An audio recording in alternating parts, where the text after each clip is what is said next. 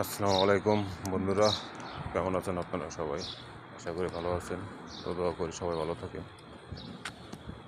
আমি আছি এখন বর্তমান সৌদি আরব, রিয়াদ।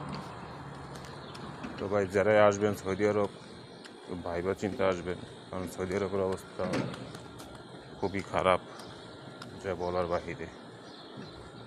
আকামা থাকলে কাজ পায় না, কাজ থাকলে আকামা থাকে না, এই একটা বিশাল সমস্যা। বহুত মানুষ আসে আর বহুত বাইরে টাকা আইন না, তারপর খাওয়া দাওয়া করতে হয়।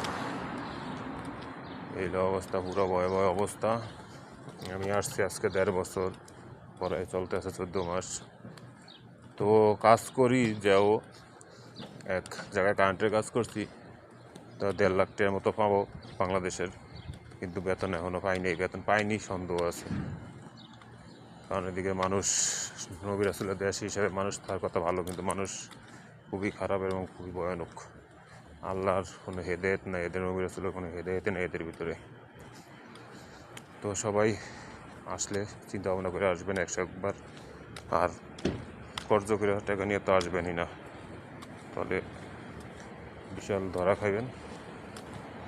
আর যদি কেউ যদি আসতে চান মনে টানে, তো ভালো কোনো কোম্পানি, ভালো কোনো কাজ পাইলে সরাসরি কোম্পানিতে আসার চিন্তা ভাবনা করবেন, তাহলে আপনার রিস্ক অনেকটাই কম। তো আমার ভিডিও যারাই দেখবেন, লাইক কমেন্ট শেয়ার করে দিবেন। দেখি, কাজ করে তো সবাই সাথে পরিচয় হতে পারিনি, কারণ এরকম একটা অবস্থা যে অনেক কষ্ট। তো যারাই সৌদি আরব আসতে পারেন, আমাদের সাথে যুক্ত থাকবেন। সৌদি আরবের আপডেট, আপনার খাবার, বসবাস, চলাফেরা সব কিছু আপনাদের সাথে শেয়ার করব। তো সবাই ভালো থাকবেন। আসসালামু আলাইকুম।